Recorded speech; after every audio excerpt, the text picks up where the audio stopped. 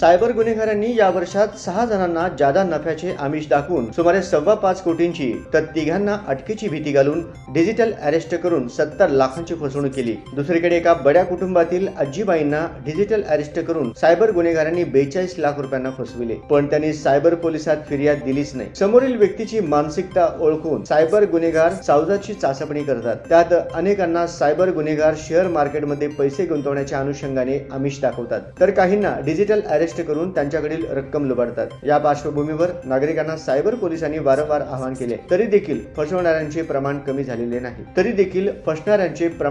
झालेले नाही। सायबर गुन्हेगारांचे फंडे समोरील व्यक्तींनी ओळखून त्यांच्या आमिषाला बळी पडू नयेत, असे आवाहन सोलापूर शहर सायबर पोलीस ठाण्याचे वरिष्ठ पोलीस निरीक्षक श्रीशैल गजा यांनी केले आहे। नरेश गोयल, खूप मोठा फ्रॉड असून तुमच्या खात्यातून मोठी रक्कम ट्रान्सफर केली आहे, तुमच्या आधार कार्ड, सिम कार्ड वरून बेकायदेशीर कृत्य झाल्याचे सांगून सायबर गुन्हेगार भीती घालतात। त्यावेळी व्हॉट्सअपवर सुप्रीम कोर्ट, ईडी, सीबीआय कडून नोटीस, अटक वॉरंट काढल्याची बनावट कागदपत्रे पाठवितात। तुम्हाला कधीही अटक होऊ शकते अशी ही भीती घालतात। व्हिडिओ कॉल करून स्वतः तयार केलेले बनावट पोलीस ठाणे, कोर्ट दाखवतात, तुम्हाला डिजिटल अरेस्ट केल्याचे सांगतात। पण अशा वेळी न घाबरता थेट जवळच्या पोलीस ठाण्याशी संपर्क साधावा। शेअर मार्केटमध्ये पैसे गुंतवा म्हणून अनोळखी क्रमांकावरून मोबाईलवर एक लिंक पाठवतात। त्यावर क्लिक करताच आपला क्रमांक सायबर गुन्हेगारांच्या इंस्टाग्राम, टेलिग्राम वरील ग्रुपमध्ये समाविष्ट होतो। त्या ठिकाणी अनेक जण मला इतका नफा मिळाला, इतक्या दिवसात एवढा फायदा झाला अशी चर्चा करताना दिसतात। त्यावर विश्वास ठेवून अनेकांना पैसे गुंतवण्याचा मोह होतो आणि त्यातूनच फसवणूक होते। त्यामुळे अनोळखी लिंकवर क्लिक करू नका। अनोळखी क्रमांकावरून फोन आल्यावर वैयक्तिक माहिती देऊ नये। आर्थिक फसवणूक झाल्यास तातडीने 1930 या क्रमांकावर संपर्क करावा। अन्य प्रकारची ऑनलाईन फसवणूक झाल्यास 1945 क्रमांकावर तक्रार नोंदवता येते। www.cybercrime.gov